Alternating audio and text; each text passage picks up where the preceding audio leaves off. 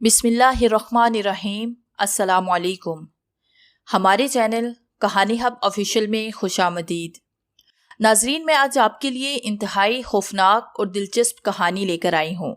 लेकिन कहानी शुरू करने से पहले आपसे गुजारिश है कि अगर आपने हमारा चैनल सब्सक्राइब नहीं किया तो आप हमारे इस चैनल को सब्सक्राइब कर लीजिए और बेल आइकन को भी प्रेस कर लें ताकि हर नई आने वाली वीडियो बआसानी आप तक पहुँच सके। राजू ने आधे खेत को पानी दिया और थक हार कर आम के दरख्त के साए में आ बैठा।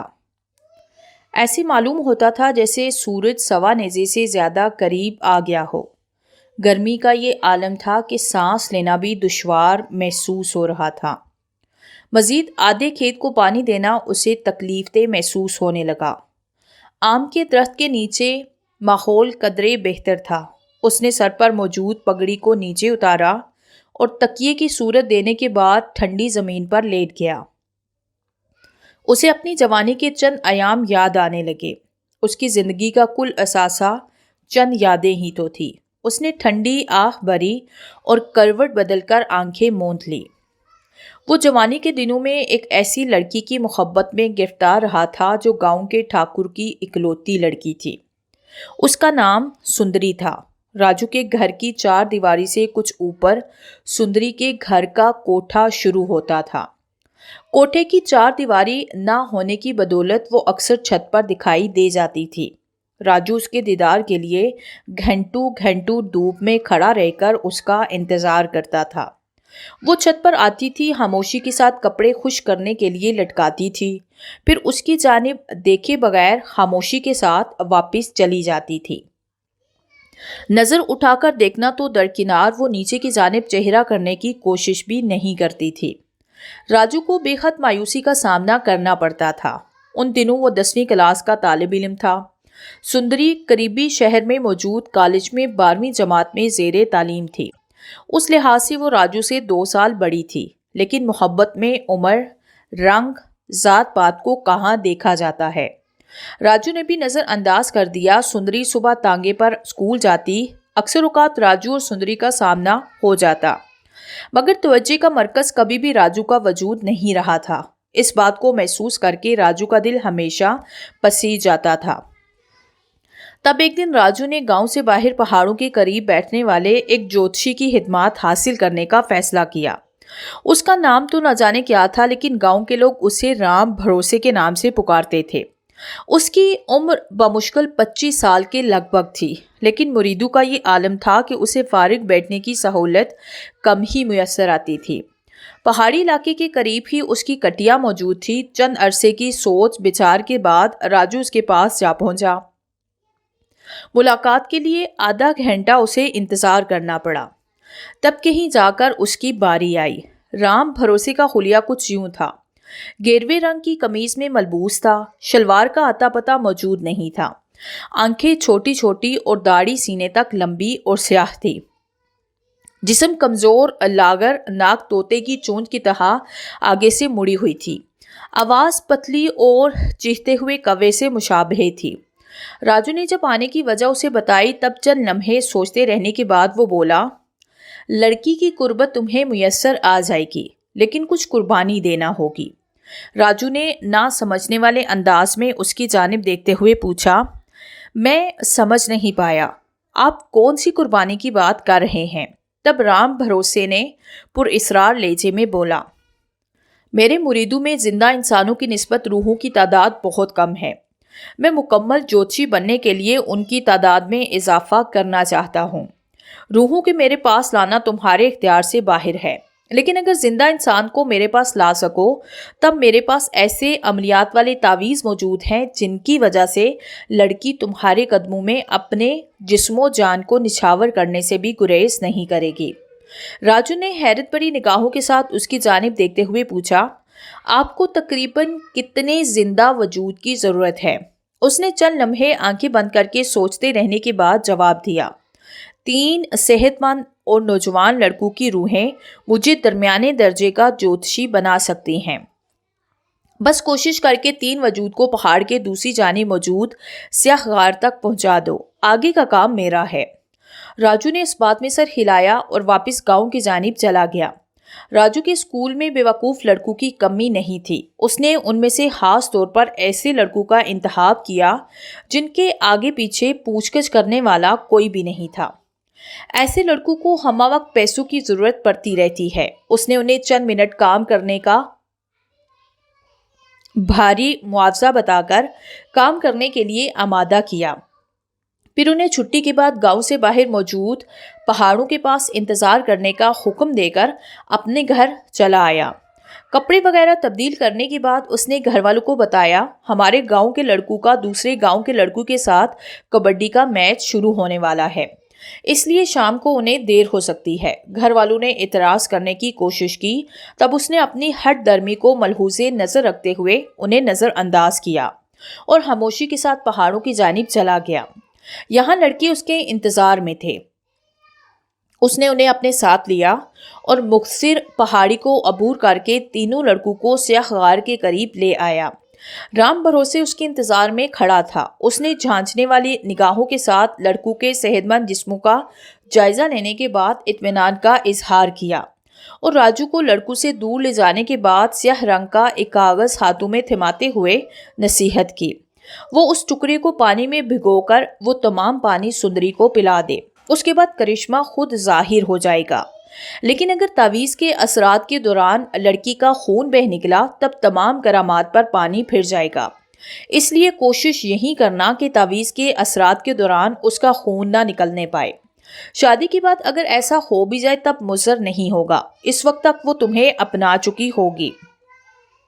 رام بھروسے لڑکوں کا ہاتھ تھام کر سیاہ غار کے اندر چلا گیا اور راجو خاموشی کے ساتھ گاؤں واپس چلا آیا۔ دوسرے دن ارد گرد کے گاؤں میں لڑکوں کی گم شدگی کی خبر پھیل گئی۔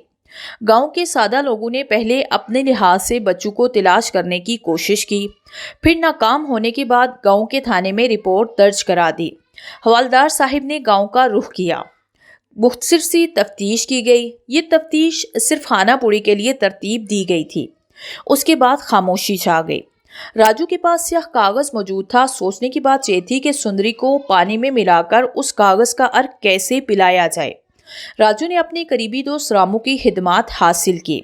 صبح کے وقت جب سندری کو لینے کے لیے تانگے والا گاؤں میں داخل ہوا تب راجو نے سڑک کے درمیان درخت کا بھاری تنا رکھ کر راستے کو تقریباً بند کر دیا اور خود ایک جانب کھڑے ہو کر تانگے والے کا انتظار کرنے لگا۔ تھوڑی دیر کے بعد دور سے مٹی کا طوفان اٹھتا ہوا دکھائی دیا۔ تانگے والا کچی سڑک پر تانگے کو بے تحاشا دوڑاتا ہوا اسی جانب آ رہا تھا۔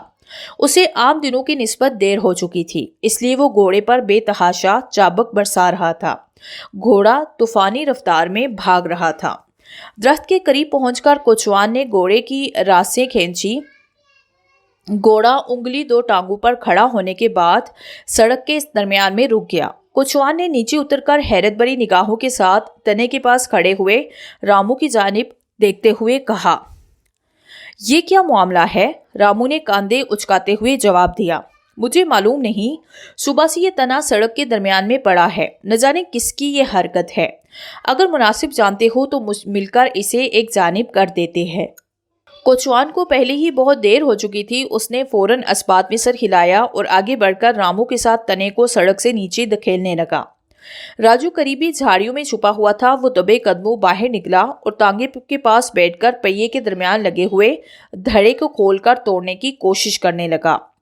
مختصر اوزار اس کے ساتھ موجود تھے، اس لیے مقصد میں کامیابی حاصل کرنے کے لیے اسے زیادہ دشواری نہیں اٹھانا پڑی۔ یہ احتیاط اس نے خود کی کہ ادھر بالکل ٹوٹنے نہ پائے، اسے ٹوٹنے کے لیے چند لمحات درکار ہوں۔ اتنی دیر میں رامو اور کوچوان نے درخت کے تنے کو گھسیٹ کر سڑک کے نیچے کی جانب دھکیل دیا۔ راجو نے اوزار سنبھالے اور احتیاط کے ساتھ جھاڑیوں میں دبک کر بیٹھ گیا۔ گرمیوں کے دن تھے۔ چند لمحے کی مشقت نے راجو کو پسینے سے شرابور کر دیا، لیکن اسے پرواہ نہیں تھی۔ سندری کو پانے کے لیے وہ سب کچھ کرنے کے لیے تیار تھا۔ کوچوان نے رامو کا شکریہ ادا کیا اور تانگے میں بیٹھ کر سندری کے گھر کی جانب روانہ ہو گیا۔ رامو بھی راجو کے ساتھ ہاتھ ہلا کر واپس گاؤں کی جانب چلا گیا۔ راجو نے کپڑے جھاڑے اور سڑک پر چلتا ہوا گاؤں کے مخالف جانب قدم بڑھانے لگا۔ چند لمحے نہیں گزرے ہوں گے کہ اس نے گاؤں کی جانب سے تانگے کو اپنی جانب آتے ہوئے دیکھا۔ گھوڑا گاڑی طوفانی رفتار سے شہر کی طرف سفر کر رہی تھی۔ راجو سڑک کے کنارے لگے ہوئے درختوں کے پیچھے چھپ کر کھڑا ہو گیا۔ گھوڑا قریب سے گزرتا چلا گیا۔ سندری پچھلی سیٹ پر پردے میں بیٹھی تھی۔ اس کا بیگ ساتھ والی سیٹ پر رکھا ہوا تھا اور پانی کی بوتل تانگے کے سٹینڈ پر لٹکی ہوئی تھی۔ چند لمحات کے وقفے سے تانگا نگاہوں کے سامنے سے اوجھل ہوتا چلا گیا۔ راجو سیٹی بجاتے ہوئے درخت کی آڑ سے باہر نکلا اور تانگے کے پیچھے بھاگنے لگا۔ وہ اچھی طرح سے جانتا تھا کہ تانگا زیادہ دور تک کا سفر نہیں کر سکتا۔ عنقریب تانگے کا دھڑا ٹوٹنے والا تھا۔ اسے واقعی زیادہ سفر نہیں کرنا پڑا۔ پہاڑی علاقے کے شروعات میں تانگا گاڑی سڑک کے درمیان کھڑی تھی۔ سندری سر کو دونوں ہاتھوں میں تھامے سڑک کنارے بیٹھی ہوئی تھی اور کوچوان دھڑا تبدیل کرنے میں مصروف تھا۔ راجو نے قریب پہنچنے کے بعد کوچوان سے دھڑا ٹوٹنے کی وجہ دریافت کی۔ تب اس نے نا علمی کا اظہار کرتے ہوئے اسے بتایا کہ آج سے پہلے ایسا کبھی نہیں ہوا کہ بھاگتے ہوئے تانگے کا دھڑا اچانک ہی ٹوٹ جائے۔ راجو نے سندری کی جانب دیکھتے ہوئے فکرمند لہجے میں پوچھا، مالی نقصان کے علاوہ جسمانی نقصان تو نہیں ہوا؟ مجھے لگتا ہے کہ سندری کی طبیعت ٹھیک نہیں۔ کوچوان نے چونکتے ہوئے سڑک کنارے بیٹھی ہوئی سندری کی جانب دیکھا اور پریشان چہرہ لیے اس کی طبیعت کے متعلق دریافت کرنے لگا۔ راجو نے آنکھیں بچا کر تانگے کے سٹینڈ کے ساتھ لٹکی ہوئی بوتل کو پھرتی کے ساتھ نیچے اتارا، پھر اپنے کرتے کی جیب میں سے چھوٹی سی بوتل باہر نکال کر اس کا تمام پانی سندری کی بوتل میں انڈیل دیا۔ پھر بوتل کو ہاتھوں میں تھامے کوچوان اور سندری کی جانب چل دیا۔ کوچوان سندری کو اٹھانے کی کوشش میں مصروف تھا۔ سندری کے قدموں میں لڑکھڑاہٹ تھی۔ راجو نے بوتل کو کوچوان کے ہاتھوں میں تھمایا، پھر پریشان لہجے میں بولا، میرے خیال میں ان کی طبیعت ٹھیک نہیں، آپ انہیں پانی پلا دیجیے، یہ ٹھیک ہو جائیں گی۔ کوچوان نے اسبات میں سر ہلایا اور بوتل کا ڈھکنا کھول کر اسے سندری کے ہونٹوں کے ساتھ لگا دیا۔ گرمی عروج پر تھی۔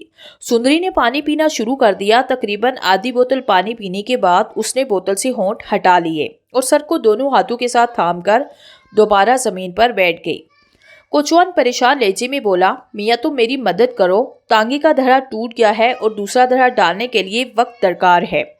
سندری بی بی کی طبیعت بھی ٹھیک نہیں، انہیں جلد از جلد گھر پہنچانا ہوگا۔ راجو نے اسبات میں سر ہلایا اور کوچوان کے ساتھ تانگے کا دھڑا تبدیل کرنے لگا۔ انہیں زیادہ دیر کام نہیں کرنا پڑا، جلد ہی پرانا دھڑا نکال کر نیا لگا دیا گیا۔ کوچوان نے سندری کو سہارا دیا اور تانگے کی پچھلی سیٹ پر بٹھا دیا، پھر تشکر بھرے انداز میں راجو کی جانب دیکھتے ہوئے بولا، میاں تمہاری وجہ سے دھڑا جلدی بدل گیا، ورنہ بہت محنت کرنا پڑتی۔ اگر مناسب سمجھو تو ٹانگے میں بٹھا کر تمہیں گاؤں پہنچا سکتا ہوں۔ راجو نے انکار میں سر ہلایا اور کوئی بھی جواب دیے بغیر پیدل ہی گاؤں کی جانب چل دیا۔ وہ اپنے آپ کو سندری کے گھر والوں کی نگاہوں سے پوشیدہ ہی رکھنا چاہتا تھا۔ ان دونوں کی محبت کے لیے دوری نہایت ضروری تھی۔ اگلے چند دنوں کے دوران سندری چھت پر نہیں آئی، شاید ایسا طبیعت کی خرابی کی وجہ سے ہوا تھا۔ بہرحال وہ جمعرات کی رات تھی۔ شدید حبس کی بدولت راجو نے اپنی چارپائی صحن میں ڈال دی اور چادر اوڑھ کر لیٹ گیا۔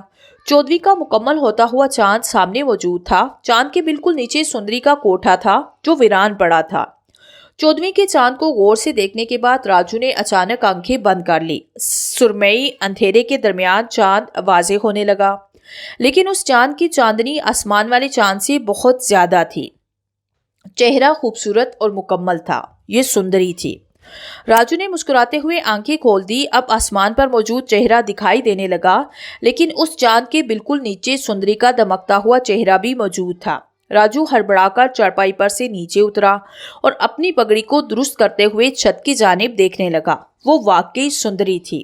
راجو کی گھبراہٹ کو محسوس کرتے ہوئے وہ کھلکھلا کر ہنس پڑی، پھر آہستہ آہستہ قدموں کے ساتھ چلتی ہوئی چھت کے کنارے پر آ بیٹھی۔ اس کی نگاہوں کا مرکز حیرت انگیز طور پر راجو کا وجود تھا۔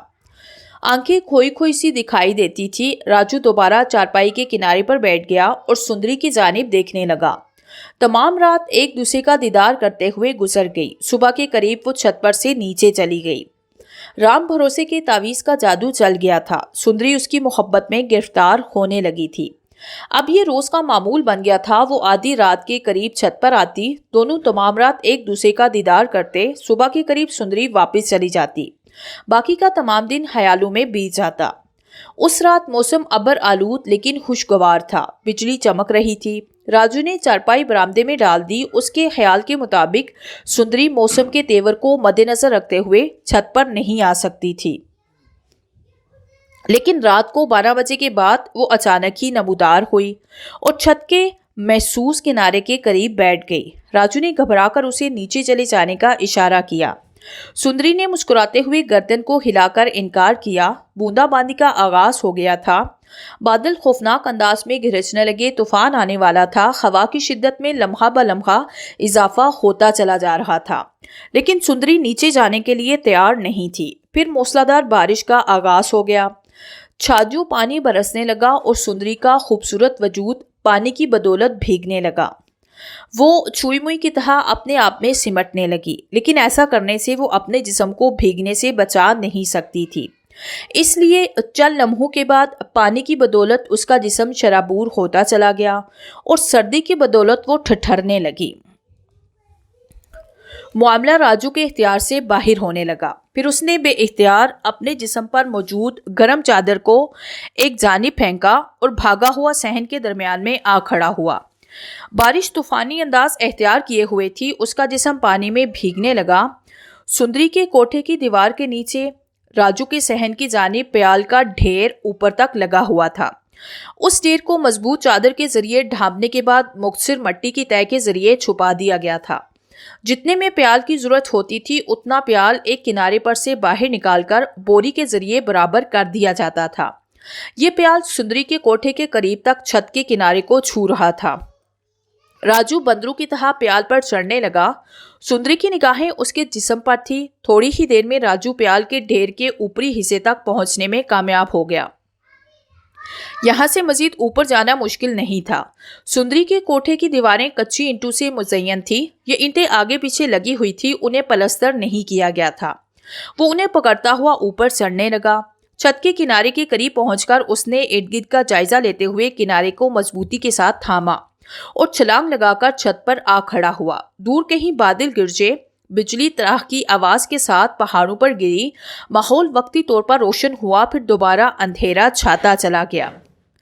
سندری نے گھبرا کر راجو کے ساتھ لپٹنے کی کوشش کی۔ راجو بدحاس ہو کر پیچھے ہٹا اور چھت کے کنارے پر گھرتا چلا گیا۔ سندری اس کے وجود کے اوپر آ گری۔ اس کے مہکتے ہوئے وجود کی خوشبو نے راجو کو مزید بدحاس کر دیا۔ جسم کا گداز پن اور کوارے جسم کے نوخیز ابھرنے والے جلتی پر تیلی کا کام کیا۔ اس نے مضبوطی کے ساتھ سندری کے جسم کو بھیجنے کی کوشش کی، لیکن اچانک ہی قدموں کی آہٹ محسوس ہوئی۔ راجو نے چونک کر سامنے کی جانب دیکھا۔ کوئی سیڑھیاں چڑھ کر چھت کی طرف آ رہا تھا۔ راجو نے سندری کو اپنے جسم سے علیحدہ کیا اور زمین سے اٹھ کھڑا ہوا۔ بجلی ایک دفعہ دوبارہ چمکی، ماحول روشن ہوا اور سندری کے گھر میں کام کرنے والا نوکر چھت پر نمودار ہوا۔ راجو نے چھلانگ لگائی اور چھت کے کنارے پر موجود پیال کے ڈھیر پر گھرتا چلا گیا۔ پیال کی بدولت اسے زیادہ چوٹ نہیں آئی۔ صحن میں قدم رکھتے ہی اس نے گھوم کر سندری کے کوٹھے کی جانب دیکھا۔ اس کا نوکر نیچے جھانک رہا تھا۔ راجو نے پھرتی کے ساتھ آگے بڑھ کر صحن کا دروازہ کھولا اور باہر سے نکلتا چلا گیا۔ گلی سنسان پڑی تھی اور یہ جان کر اسے اپنے جسم کے رونگٹے کھڑے ہوتے محسوس ہوئے۔ اس کے پاؤں میں جو ایک چپل موجود تھی، دوسری چپل سندری کے کوٹھے کے اوپر رہ گئی تھی۔ اس نے پاؤں میں موجود چپل کو ہاتھ میں تھاما اور گاؤں کے قریب واقع کنویں کی جانب چل دیا۔ کنواں زیادہ دور نہیں تھا۔ کافی عرصے پہلے گاؤں والوں نے اسے متروک قرار دے دیا تھا، اس لیے کچھ عرصہ پہلے خشک ہو گیا تھا۔ راجو نے جوتی کنویں میں پھینک دی اور ننگے پاؤں گھر کی جانب بھاگ کھڑا ہوا۔ بارش تھمنے کا نام نہیں لے رہی تھی۔ گاؤں ویران پڑا تھا۔ آوارہ کتے بھی پناہ گاہوں میں جا چھپے تھے۔ سندری کے گھر میں روشنی ہو رہی تھی اور چیخنے چلانے کی آوازیں بھی بخوبی سنائی دیتی تھی۔ راجو نے توجہ نہ دی اور گھر میں داخل ہو کر دروازے کو اندر سے بند کر دیا۔ پھر کمرے میں داخل ہو کر کپڑے تبدیل کرنے لگا۔ باہر کے دروازے پر دستک ہوئی۔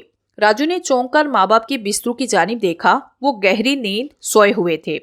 اس نے باپ کی چپل پہنی اور صحن میں سے ہوتا ہوا دروازے کے سامنے آ کھڑا ہوا۔ دوسری جانب سرگوشوں کی آوازیں سنائی دے رہی تھی۔ پھر دوبارہ دروازہ دھڑایا گیا۔ راجو نے کنڈی نیچے گرا کر دروازہ کھولا۔ सामने सुंदरी का नौकर खड़ा होनहार निगाहों के साथ राजू की तरफ देख रहा था। उसके साथ 2 और नौकर भी मौजूद थे। राजू ने इस्तफहामिया निगाहों के साथ उसकी जानिब देखते हुए उतनी रात गए दरवाजा खटखटाने की वजह दरियाफ्त की। नौकर जहरहुन लहजे में बोला, ठौकर तुम्हें बुलाता है, मेरे साथ चलो। उसने आगे बढ़कर राजू को बाजू के साथ से थामने की कोशिश की। राजू ने झटके के साथ अपने बाजू को छुड़ाया। उसके साथ सुंदरी के घर की जानिब चल दिया। घर में चहल पहल के आसार नुमाया थे। लालटेन की जर्द रोशनी मकान में फैली हुई थी। ठाकुर और उसके तीनों लड़के सहन के आगे बने हुए बरामदे में मौजूद चारपाइयों पर बैठे थे। सुंदरी का नामो निशान मौजूद नहीं था। राजू को घर में दाखिल होता देखकर तीनों लड़कियों ने चारपाइयों से खड़े होने की कोशिश की। ठाकुर ने सर के इशारे से उन्हें मना किया। राजू की निगाह ठाकुर के करीब पड़ी हुई जूती पर पड़ी।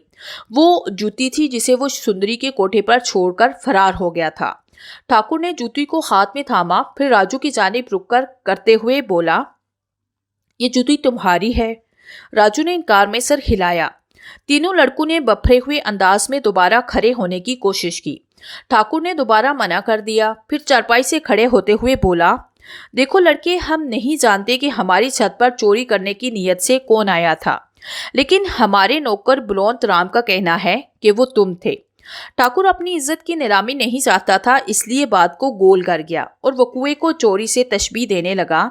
वो बोल रहा था, चोर चोरी करने के बाद छत से कूदकर तुम्हारे सहन में दाखिल हुआ, फिर दरवाजा खोलकर बाहर की जानिब भाग गया। लेकिन जब हमारा नौकर तुम्हें बुलाने की नीयत से तुम्हारे घर गया, तब दरवाजा अंदर से बंद था। यानी चोर के फरार होने के बाद उसे अंदर से बंद किया गया, या फिर चोर ने दिखावे के लिए घर से बाहर का रुख किया। थोड़ी दूर जाने के बाद उसने रुख तब्दील किया और दोबारा घर में दाखिल होकर दरवाजे को अंदर से बंद कर लिया, कपड़े तब्दील किए और हमारे घर को चला आया। राजू ने खामोशी के साथ ठाकुर की बात सुनी, फिर सपाट लहजे में बोला, आपके पास सबूत के तौर पर जूती के अलावा और कुछ भी मौजूद नहीं, और ये जूती मेरी नहीं। अगर आप हमारे घर की तलाशी लेना चाहते हैं तब वह खुशी ले सकते हैं। रही मकान के दरवाजे की बात, तो मैं अपने घर के बरामदे में सोता हूँ। कुछ देर पहले मैंने किसी आदमी के कूदने की आवाज सुनी। वो जो कोई भी था, मैं उसे देख नहीं पाया। वो मकान का दरवाजा खोलकर बाहर फरार हुआ। मैंने जल्दी से आगे बढ़कर दरवाजे को अंदर से कुंडी लगाई। कुछ देर के बाद दोबारा दरवाजे पर दस्तक हुई और मैं आपके नौकरों के साथ यहाँ चला आया। ठाकुर ने होनहार निगाहों के साथ राजू की तरफ देखा, लेकिन कहा कुछ नहीं। तीनों लड़के अपने बाप के हुक्म के इंतजार में थे। वो सिर्फ इशारे के मुंतजिर थे।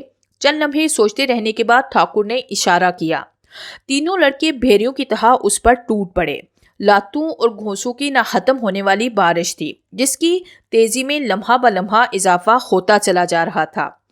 कुछ देर बाद राजू बेसुध होकर जमीन पर गिर गया। उसके नाक और मुंह से खून बाहर निकलकर कपड़ों को रंगीन कर रहा था।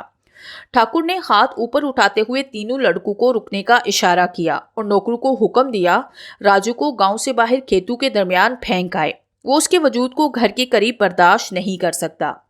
दूसरे दिन ठाकुर ने राजू के वालिदैन को हवेली में बुलाया और उन्हें तनबीह की वो जल्द से जल्द गांव छोड़कर दूसरे गांव चले जाएं, वरना मजीद 2 दिनों के बाद अगर उसने उन्हें गांव में मौजूद पाया तब उन्हें नीस्तो नाबूद करके रख देगा। राजू के माँ बाप ने घर वापस आकर मशवरा किया और दूसरे दिन गांव को छोड़कर दूसरे गांव मुंतकिल हो गए। घर बदल गया, लोग बदल गए, लेकिन मोहब्बत में रत्ती भर कमी न आई। चंद दिन इंतजार करने के बाद राजू उस वीरान सड़क के किनारे जा खड़ा हुआ, जो सड़क शहर और गांव को आपस में मिलाती थी और जहां से रोजाना सुंदरी का तांगा गुजरता था। सड़क के किनारे बैठकर राजू ने सुंदरी को मुख्तसर खत लिखा, जिसका खुलासा यूं था, सुंदरी, हालात एहतियार से बाहर होते चले जा रहे हैं। तुम्हारे बगैर मेरा जीना मुमकिन नहीं और मिलना दुश्वार है। अगर तुम्हें इतराज ना हो तब सवेरे वाली गाड़ी में शहर भाग जाते हैं। एक दफा हमारा मिलन हो गया तो फिर तुम्हारे माँ बाप को राजी करना मुश्किल नहीं होगा, और तुम्हारे माँ बाप एक दफा राजी हो गए तब हालात हमारे हक में सर झुका देंगे। जवाब जरूर देना। सवेरे वाली गाड़ी सुबह 6 बजे स्टेशन पर आती है। मैं तुम्हारा इंतजार करूंगा। फकत तुम्हारा राजू। हद तहरीर करने के बाद चंद मिनट के बाद दूर से तांगा आता दिखाई दिया। कोचवान आगे बैठा हुआ था और सुंदरी हस्बे मामूल पिछली सीट पर बैठी थी। राजू ने तांगे के करीब आने का इंतजार किया। वो पहाड़ी चट्टान के पीछे छुपा था। थोड़ी देर के बाद तांगा करीब से गुजरने के बाद सड़क पर आगे बढ़ने लगा। तब राजू एहतियात के साथ चट्टान के पीछे से बाहर निकला। सुंदरी ने राजू को देख लिया। कोचवान की कमर राजू की जानिब थी, इसलिए वो उसे देख नहीं पाया। तांगा हल्की रफ्तार से शहर की जानिब भागता चला जा रहा था। राजू ने भागते हुए तांगे का ताकुब किया। सुंदरी ने हैरत भरी निगाहों के साथ राजू की जानिब देखा। राजू ने हाथ में मौजूद हाथ को आगे किया। वो तांगे के करीब पहुंच चुका था। सुंदरी ने चंद लम्हे हिचकिचाने के बाद हाथ को हाथों में लिया। राजू ने मुस्कुराते हुए हाथ के इशारे से उसे सलाम किया, फिर पहाड़ों के करीब मौजूद गांव की जानिब चला आया। उस दिन राजू कहीं नहीं गया, बल्कि गांव से बाहर मौजूद दरख्त की ठंडी छांव में लेटकर अपने और सुंदरी के बारे में सोचता रहा। वो शाम तक दरख्त के नीचे बैठा रहा और शाम होने से पहले घर चला आया। बाप ने देर से आने की वजह पूछी। तब राजू ने जवाब देने की बजाय बरामदे में पड़ी हुई चारपाई का रुख किया और खामोशी के साथ चारपाई पर लेट गया। चंद लम्हे राजू के चेहरे का बगौर जायजा लेते रहने के बाद उसका बाप परेशान लहजे में बोला, राजू, भगवान के लिए कोई गलत कदम दोबारा नहीं उठाना। तुम्हारी अपनी बहनें जवान हो रही हैं और हम ठाकुरों की ताकत का मुकाबला नहीं कर सकते। तुम्हारा कोई भी जज्बाती फैसला हमारे छोटे से कुंबे की तबाही का बाइस बन सकता है। अगर मेरी मानते हो तो खामोशी के साथ शहर अपनी ताया के घर चले जाओ। गांव से दूर रहोगे तब खुश भी रहोगे और मुतमिन भी रहोगे। राजू ने जवाब देने की बजाय करवट बदलकर आंखें बंद की। बाप ने मायूसी भरे लहजे में कहा, कल तक सोचकर मुझे जवाब दे देना। तुम्हारी हाँ या ना, फिर ना हमें बखुशी मंजूर होगी। बाप खामोश हो गया और राजू ने मजबूती के साथ अपनी आंखें बंद की।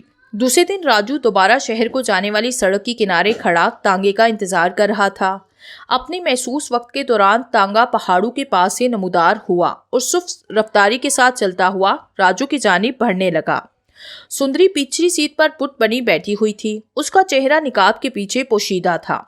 राजू के दिल की धड़कन आपे से बाहर होने लगी। अगर सुंदरी के भाइयों को सब कुछ मालूम हो जाता तब वो क्या करते? उसके भाइयों और नौकरों से निपटना राजू के एहतियार से बाहर था। तांगा आहिस्ती से के साथ करीब से गुजरा। राजू चट्टान के पीछे से नमूदार होकर सड़क के किनारे भागने लगा। सुंदरी के बुत बने हुए जिस्म में हरकत के आसार पैदा हुए। तब बैग के अंदर रेंग गया और जब वापस बाहर आया तब सफेद रंग का तय किया हुआ कागज हाथ में मौजूद था। उसने कागज को राजू की जानिब उछाल दिया। हाथ सुनसान सड़क पर इधर उधर हवा के संग उड़ने लगा।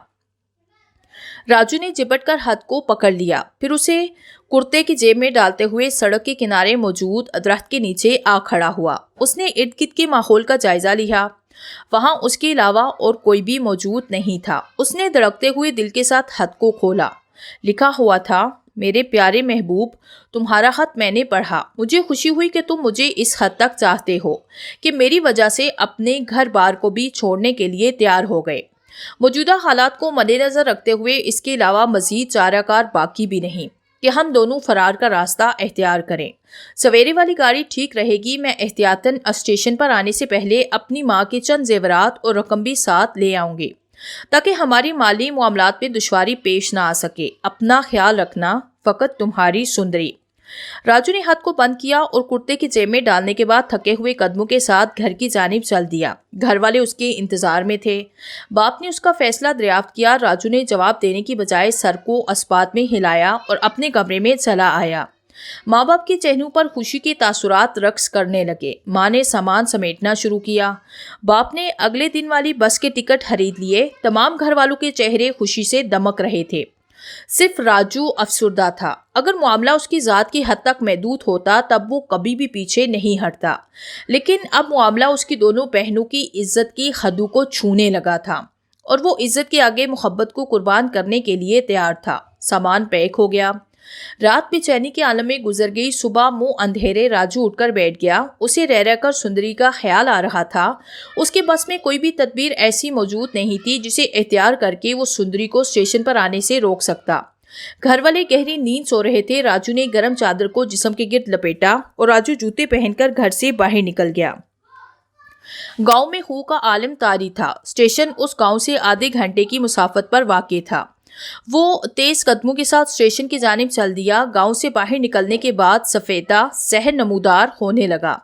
गांव के कुत्तों ने भौंक भौंक कर उसका खैर मुकद्दम किया, लेकिन राजू ने परवाह नहीं की और तेज कदमों के साथ चलता रहा। जब उसने स्टेशन की इमारत में कदम रखा तब सूरज पहाड़ों के पीछे से तलू होने की कोशिशों में मसरूफ था। मुक्सिर पहाड़ी स्टेशन सुनसान पड़ा हुआ था। सवेरे वाली गाड़ी प्लेटफार्म पर खड़ी थी। राजू ने इर्द गिर्द निगाह दौड़ाई। प्लेटफार्म पर लगे हुए इकलौते बेंच पर स्याह चादर में मलबूस वो बैठी थी। उसके पांव के पास स्याह रंग का चमड़े का बैग रखा हुआ था। राजू ने कदम आगे बढ़ाने शुरू किए। वो दिल में मजमून तरतीब दे रहा था कि सुंदरी को हालात के मुतालिक कैसे बताना है। अभी वो सुंदरी से काफी दूर था कि अचानक उसी पहाड़ी इलाके की जानिब से 3 आदमी नमूदार हुए। उनके हाथों में राइफलें पकड़ी हुई थी और वो स्याह कपड़ों में मलबूस थे। पहली नजर में ही राजू ने उन्हें पहचान लिया। वो सुंदरी के भाई थे। राजू ने छलांग लगाई और स्टेशन का जंगला अबूर करके अपने गांव की जानिब भाग खड़ा हुआ। पीछे देखना फजूल था। स्टेशन से फरार हो जाने में अक्लमंदी थी। वो भागता चला गया। उसके चेहरे पर खौफ के तासुरात सब थे। सुंदरी सिर्फ उसकी वजह से खतरात में घिर गई थी, लेकिन वो उसके लिए कुछ भी नहीं कर सकता था। थका हारा जब वो घर में दाखिल हुआ तब घर वाले उसके मुंतजिर थे। माँ नाश्ता तैयार किए उसकी मुंतजिर थी। तमाम घर वालों ने उजलत में नाश्ता किया और सामान उठा के बस स्टैंड पर चले आए। उस दिन के बाद राजू ने दोबारा कभी भी सुंदरी को नहीं देखा। 3 साल का अरसा बीत गया। उस तमाम अरसे के दौरान राजू सुंदरी को भुला नहीं पाया। शहर मुंतकिल होने के कुछ अरसे के बाद राजू की मुलाकात गांव के एक लड़के से हुई। उसकी जुबानी राजू को मालूम हुआ कि राजू के फरार होने के बाद सुंदरी के भाइयों ने मासूम और लाचार सुंदरी को गोलियां मारकर हलाक कर दिया था। गांव में ये अफवाह फैल गई थी कि सुंदरी बीमार होने के सबब चंद अरसा बिस्तर पर पड़े रहने के बाद मर गई। लड़के के मजीद कहने के मुताबिक उसने खुद सुंदरी को की चिता पर खून के धब्बे पड़े हुए देखे थे। राजू दिल थाम कर रह गया। तमाम किए धरे का जिम्मेदार वही था। उसकी वजह से मासूम सुंदरी जिंदगी की बाजी हार गई थी।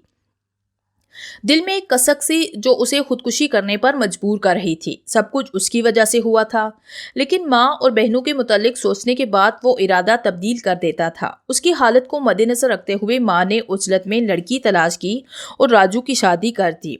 लड़की का नाम रजनी था। वो सुंदरी की जूती के बराबर भी नहीं थी। निहायत खुदगर्ज, मुंह फट, तेज तुरार औरत थी। 2 बच्चों की पैदाइश के बाद भी उसने अपनी रवश को तब्दील नहीं किया। राजू ने भी अपने जख्म खुर्दा जिस्म को हालात के तंदू तेज तहारे के हवाले कर दिया।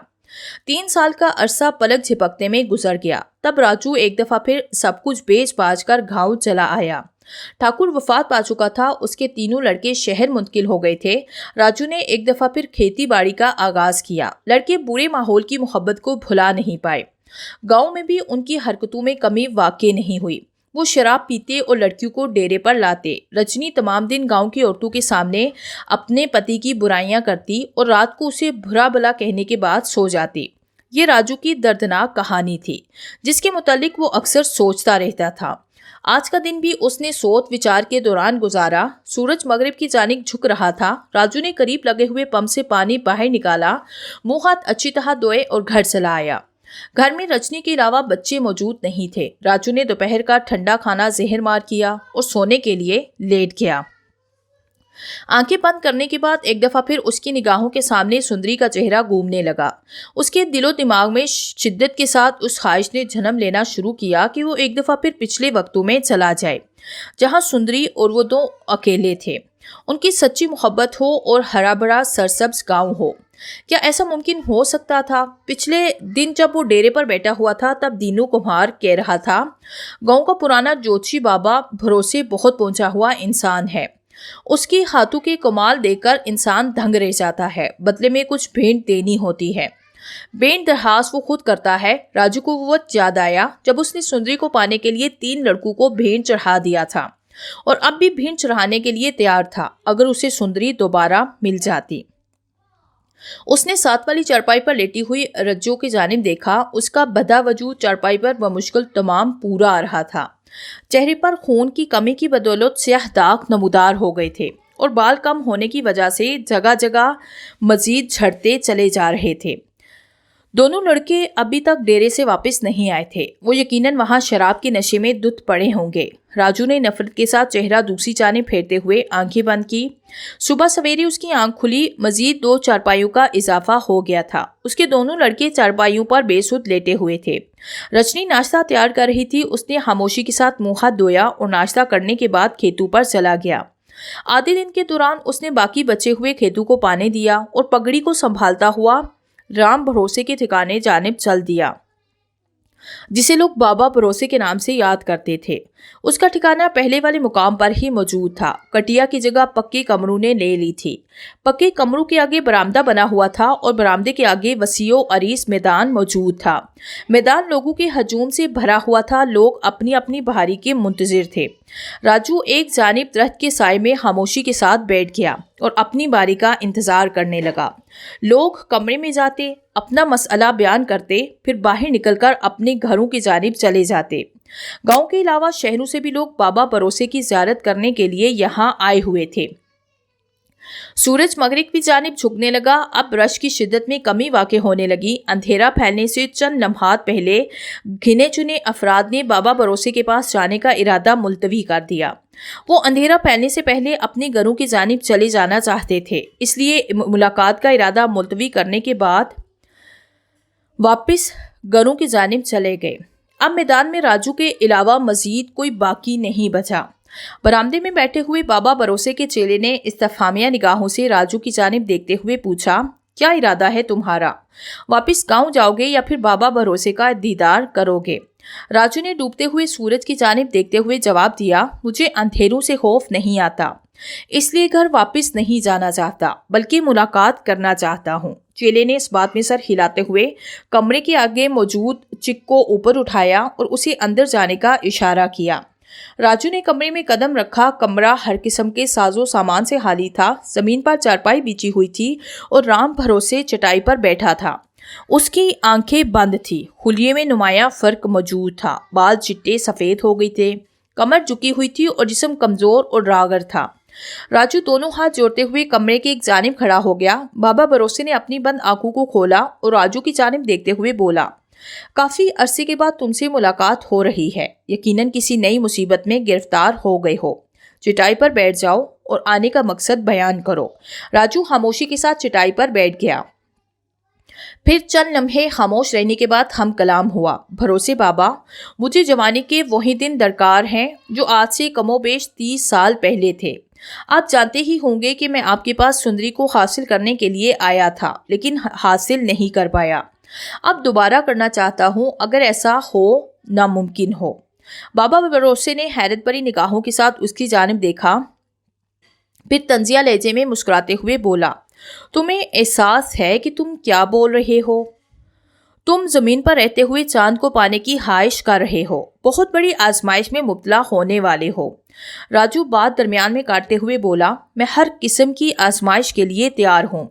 सुंदरी को पाने के लिए मैं पाताल में जाने की हामी भी भर सकता हूँ। आप बात करके देखिए, मैं हर किस्म की आजमाइश पर पूरा उतरकर बताऊंगा। बाबा भरोसे ने दोबारा आंखें बंद की। वक्त तेजी के साथ गुजरने लगा। कमरे में गंभीर खामोशी तारी रही। आधा घंटा गुजर गया। राजू के जिस्म में बेचैनी के असरात पैदा होने लगे। बाबा भरोसे मुकम्मल तौर पर खामोश हो गया। उसका साकत जिस्म किसी मुर्दे की तरह बेचैन दिखाई देता था। फिर उसने झटके के साथ आंखें खोली और गंभीर लहजे में बोला, तुम्हारा काम हो जाएगा, लेकिन इस दफा वसूली सख्त होगी। राजू करहत लहजे में बोला, मैं सब कुछ भेंट चढ़ाने के लिए तैयार हूँ। अब बात को घुमाई नहीं, बल्कि साफ साफ बता दीजिए। चल लम्हे खामोश रहने के बाद बाबा बोला, मुझे तुम्हारे घराने की भेंट चाहिए, अभी और इसी वक्त। मैं जानता हूँ कि तुम उनसे मुतमिन नहीं हो। वो तीनों आवारा और बदमाश हैं। उन्हें मेरे ठिकाने पहुँचा दो, तुम्हारा काम हो जाएगा। कुछ देर सोचते रहने के बाद राजू बोला, मैं तैयार हूँ। अपने आदमी को मेरे साथ चलने के लिए कहो, वो उन तीनों को यहाँ ला सकते हैं। बाबा ने अस्बात में सर हिलाते हुए जवाब दिया, कल दिन से तुम्हारे लम्हात में वापसी का सिलसिला शुरू हो जाएगा। मैं माजी में झांकने की ताकत रखता हूँ, लेकिन हैरत मुझे इस बात पर महसूस हो रही है कि तुम्हारे माजी का अंत अंधेरों में डूबा दिखाई देता है। कुछ हिस्से शीशे की तरह साफ हैं, लेकिन आखिर अमावस की अंधेरी रात की मानित स्याह है। تم اچھی طرح سوچ سمجھ کر فیصلہ تبدیل کر سکتے ہو، کیونکہ اندھیرے حصے کا مطلب کچھ بھی نہیں نکل سکتا۔ راجو نے پوچھا، آپ اس اندھیرے سے کیا نتیجہ اخذ کر سکتے ہیں؟ بابا بھروسے بولا، اندھیرے مستقبل کو تم روشنی سے تشبیہ نہیں دے سکتے، اور اندھیرے مستقبل کو تم منور بھی نہیں کر سکتے۔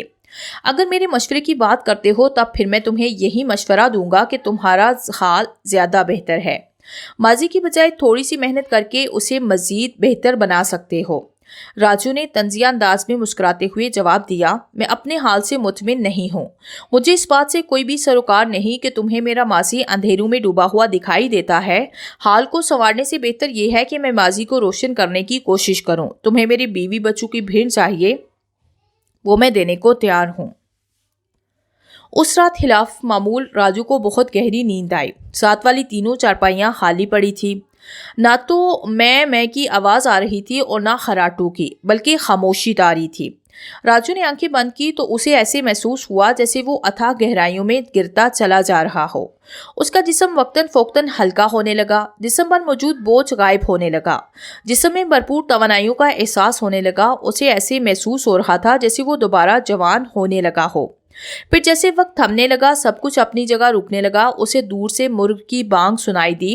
ارد گرد کی چارپائیوں پر مختلف وجودوں کا احساس ہوا۔ ان میں سے خراٹوں کی آواز نمایاں تھی۔ اسے یاد پڑتا تھا کہ رات کو اس نے اپنی بیوی اور دونوں بچوں کے سروں پر موٹا ڈنڈا مار کر انہیں بے ہوش کر دیا تھا۔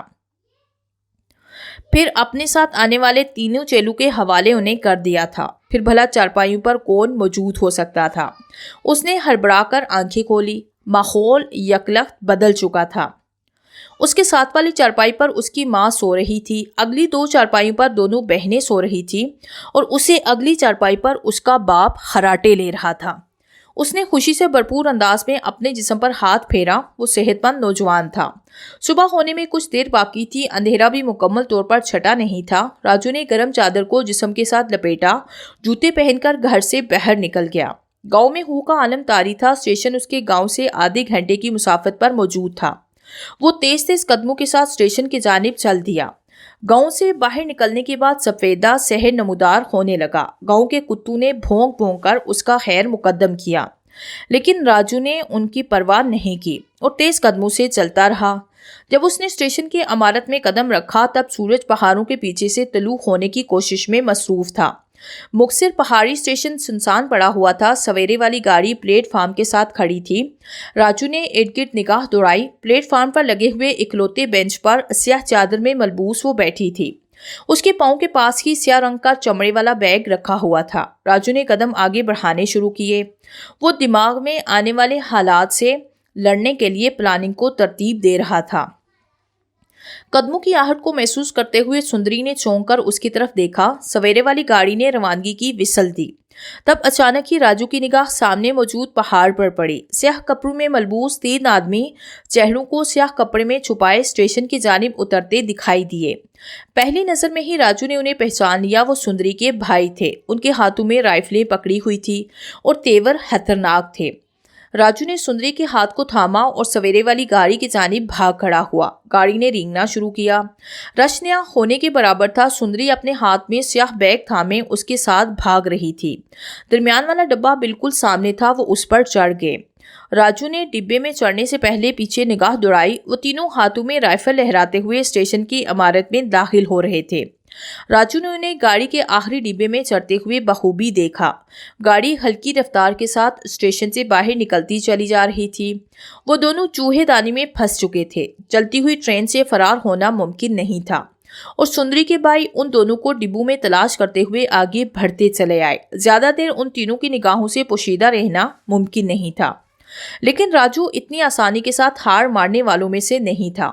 اسٹیشن سے باہر نکلتے ہی گاڑی پہاڑی علاقے میں داخل ہو گئی۔ یہاں جا بجا سرسبز جھاڑیوں کی بختات تھی۔ اکا دکا درخت بھی دکھائی دیتے تھے۔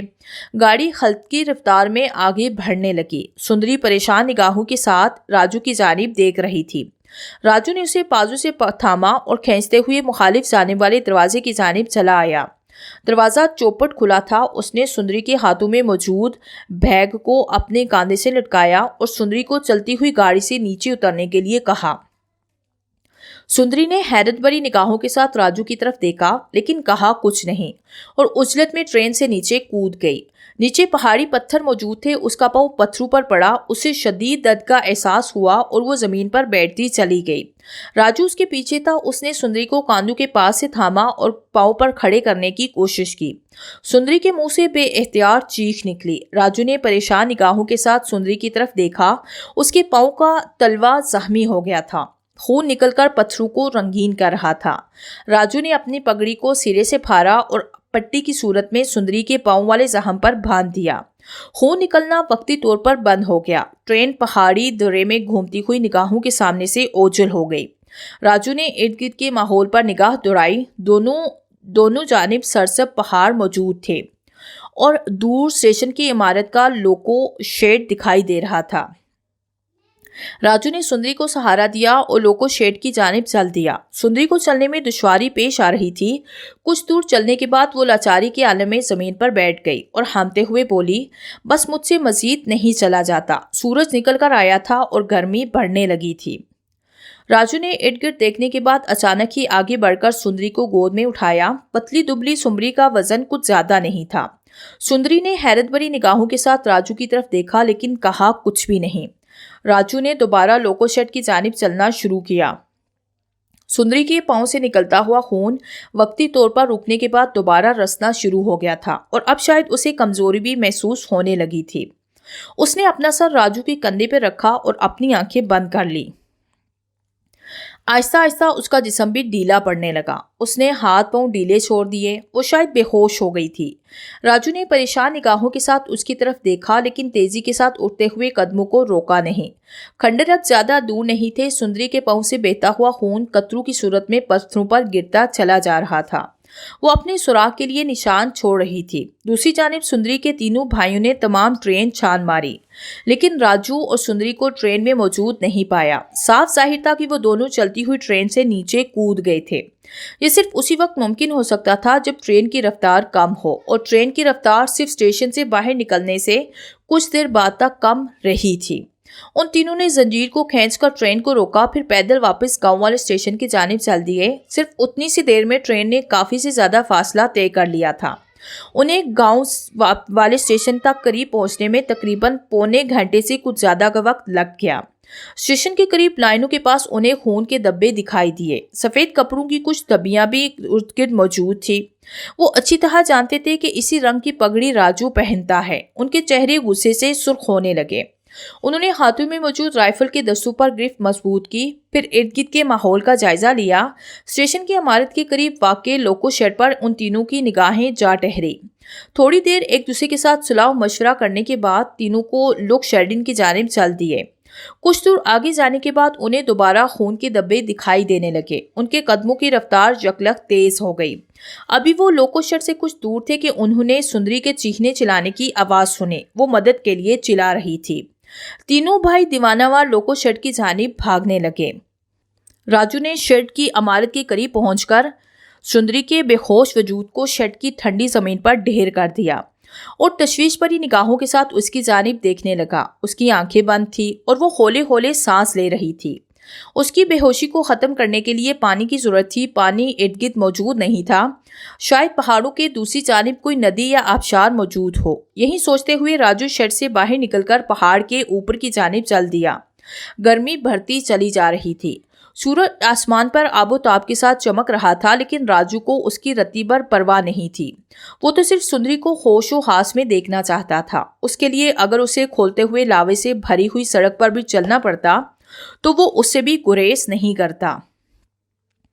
इसलिए वो पहाड़ी पर चढ़ता चला गया। सरसब पहाड़ी की चोटी तक पहुंचने में उसे 20 मिनट लग गए। दूसरी जानिब घना जंगल मौजूद था और वहां पानी को तलाश करना मुश्किल ही नहीं बल्कि नामुमकिन भी था। अचानक उसे ख्याल आया कि गांव का स्टेशन लोको शेड से ज्यादा दूर नहीं था और स्टेशन के प्लेटफार्म पर हैंडपंप लगा हुआ उसने बखूबी देखा था। वो वापस लोको शेड की जानिब चल दिया। शेड के पास से गुजरते हुए उसने अंदर झांकते हुए सुंदरी के बेहोश वजूद की जानिब देखा। वो कुसमुसा रही थी। राजू ने आगे बढ़कर उसके सर को अपनी गोद में रखा और चेहरे को थिपथपाने लगा। सुंदरी ने झटके के साथ आंखें खोली और हैरत भरी निगाहों के साथ इर्द गिर्द का जायजा लेने लगी। راجو اس کے پچھلی جانب موجود تھا، اس لیے وہ اسے دیکھ نہیں پائی۔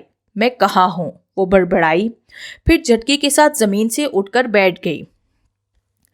راجو نے آگے بڑھ کر اس کے ہاتھوں کو اپنے ہاتھوں میں تھامنے کی کوشش کی۔ راجو کے چہرے پر نظر پڑتے ہی وہ ہڑبڑا کر پیچھے ہٹی، پھر چلاتے ہوئے بولی، مجھے یہاں کیوں لائے ہو؟ تم میرے بھائیوں کو نہیں جانتے، اگر انہیں پتہ چل گیا تب تمہیں چیر پھاڑ کر رکھ دیں گے۔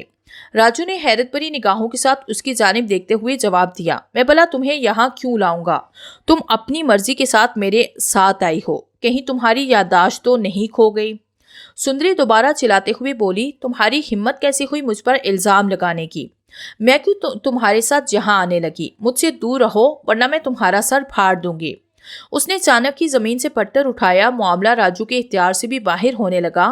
وہ تو اسے پہچاننے سے بھی صاف انکار ہو رہی تھی، اور پہچانا تو دور کی بات، وہ تو اس کے ساتھ بات کرنا بھی گوارا نہیں کر رہی تھی۔ غصے میں آ کر راجو نے جھنجھلاتے ہوئے انداز میں آگے بڑھنے کی کوشش کی، تب سندری نے ہاتھوں میں موجود پتھر کو پوری طاقت کے ساتھ اس کے سر پر دے مارا۔ راجو نے بچنے کی بڑی کوشش کی، پتھر بندوق سے نکلی ہوئی گولی کی طرح اس کے سر پر لگا۔ راجو کو تمام لوکو شیڈ کی عمارت گھومتی ہوئی دکھائی دینے لگی، خون کی پتلی دھار نکل کر اس کے چہرے کو بھگونے لگی۔ تب اسے اچانک ہی رام بھروسے کی چند باتیں یاد آئیں۔ اگر تعویذ کے اثرات کے دوران لڑکی کا خون بہہ نکلا تب تمام چمتکار پر پانی پھر جائے گا، اس لیے کوشش کرنا کہ تعویذ کے اثرات کے دوران اس کا خون نہ نکل پائے۔ شادی کے بعد اگر ایسا ہو بھی گیا تب کچھ نہیں ہوگا، اس وقت وہ تمہیں اپنا چکی ہوگی۔ راجو نے ہڑبڑا کر سندری کے پاؤں کی جانب دیکھا۔ خون نکلنا بند ہو چکا تھا، لیکن بہرحال اچھا خاصا بہہ چکا تھا اور تعویذ کے اثرات کا لامحالہ مخاتمہ ہو چکا تھا۔ اس نے بوکھلائی ہوئی نگاہوں کے ساتھ سندری کی جانب دیکھتے ہوئے مایوسی بڑے لہجے میں کہا، سندری میری بات کو سمجھنے کی کوشش کرو، میں اور تم ایک دوسرے سے محبت کرتے تھے اور کرتے ہیں۔ آج کی صبح ہم نے سویرے والی گاڑی سے بھاگنے کا ارادہ کیا تھا۔ ثبوت کے طور پر یہ سیاہ بیگ تمہارے سامنے موجود ہے، جس میں تمہاری ماں کے زیورات موجود ہیں، تم خود دیکھ سکتی ہو، سب کچھ تمہارے سامنے ہے۔ سندری نے ایک جانب پڑے ہوئے سیاہ بیگ کی جانب دیکھا، پھر زہر خون لہجے میں بولی، تو تم مجھے اغوا کرنے کے علاوہ میری ماں کے زیورات بھی چرا کر لے آئے ہو۔ ٹھیک ہے، اب معاملہ اختیار سے باہر ہے، میں ابھی اپنے باپ اور بھائیوں کو بلا کر لیتی ہوں۔ اس نے لوکو شیڈ کی عمارت سے باہر بھاگنے کی کوشش کی۔ راجو نے آگے بڑھ کر اس کے جسم کو دونوں ہاتھوں سے تھام لیا۔ سندری نے اس کے مضبوط گرفت سے آزاد ہونے کی کوشش کی، لیکن راجو کی گرفت مضبوط سے مضبوط تر ہوتی چلی گئی۔ بے بس ہو کر سندری نے چیخنا چلانا شروع کیا، وہ مدد کے لیے پکار رہی تھی۔ شیڈ کے باہر قدموں کی آواز سنائی دی۔ راجو نے پیچھے مڑ کر دیکھا، سندری کے تینوں بھائی ہاتھوں میں رائفل تھامے شیڈ میں داخل ہو رہے تھے۔ ان کے تیور خطرناک تھے۔ رائفل کا رخ راجو کی جانب تھا۔ سندری نے موقع سے فائدہ اٹھاتے ہوئے اپنے آپ کو راجو کی گرفت سے آزاد کیا اور چیختے چلاتے ہوئے اپنے بھائیوں کے درمیان جا کھڑی ہوئی۔ وہ روتے ہوئے انہیں معاملے کی پیچیدگی کے متعلق آگاہ کر رہی تھی۔ اس کے بھائیوں کے چہرے غصے سے لال بھکبھکا ہونے لگے۔ پھر انہوں نے سندری کے وجود کو ایک جانب کرتے ہوئے رائفلوں کا رخ راجو کے جسم کی جانب کیا اور اس کے کچھ کہنے سے پہلے اس کا بھیجا کھول دیا۔ 3 گولیاں انگٹھی راجو کے جسم کو چھیدتی ہوئی دوسری جانب نکل گئی۔ وہ گولیوں کے دھکے کو برداشت نہیں کر پایا اور اچھل کر پیٹھ کے بل لوکو شیڈ کے درمیان میں جا گرا۔ سندری کے بھائیوں نے رائفلوں کو ایک دفعہ پھر لوڈ کیا اور 3 گولیاں مزید راجو کے کامتے ہوئے جسم میں اتار دی۔ اس کا جسم ساکت ہو گیا۔ تینوں بھائیوں نے اس کے بیسو جسم پر تھوکتے ہوئے ایک جانب موجود سیاہ بیگ کو اٹھایا اور بہن کا ہاتھ تھامے ہوئے لوکو شیڈ سے باہر نکل گئے۔ راجو کے جسم میں تھوڑی بہت سانسیں ابھی موجود تھی۔ اس کے بند ہوتے ہوئے دماغ میں بابا بھروسے کے الفاظ گردش کرنے لگے۔ میں ماضی میں جھانکنے کی طاقت رکھتا ہوں، لیکن حیرت مجھے اس بات پر محسوس ہو رہی ہے کہ تمہارے ماضی کا انت اندھیروں میں ڈوبا ہوا دکھائی دیتا ہے۔ کچھ حصے شیشے کی طرح صاف ہیں، لیکن آخر اماوس کی اندھیری رات کی مانند سیاہ ہیں۔ راجو کے چاروں طرف اندھیرا چھانے لگا۔ اس نے آنکھوں کو بیچتے ہوئے ہاسو کو بیدار کرنے کی کوشش کی، لیکن 6 گولیوں کی موجودگی میں اسے کامیابی حاصل نہ ہو سکی۔ گزشتہ لمحات کے دوران وہ گاؤں کے اسٹیشن سے فرار ہونے میں کامیاب ہوا تھا اور سندری کے نصیب میں اماوس کا اندھیرا لکھا گیا تھا اور موجودہ حالات میں سندری بچ کر نکلنے میں کامیاب ہو گئی تھی، لیکن اسے اندھیروں کو قبول کرنا پڑا۔ شاید ان دونوں کے نصیب میں یکجا ہونا لکھا نہیں تھا، دونوں صورتوں میں جدائی لکھ دے گی تھی۔ راجو کی آنکھیں اوپر کو چڑھ گئی، سوچیں ختم ہونے لگی، پھر چاروں طرف اندھیرا پھیلتا چلا گیا اور اس نے ہاتھ پاؤں ڈھیلے چھوڑ دیے۔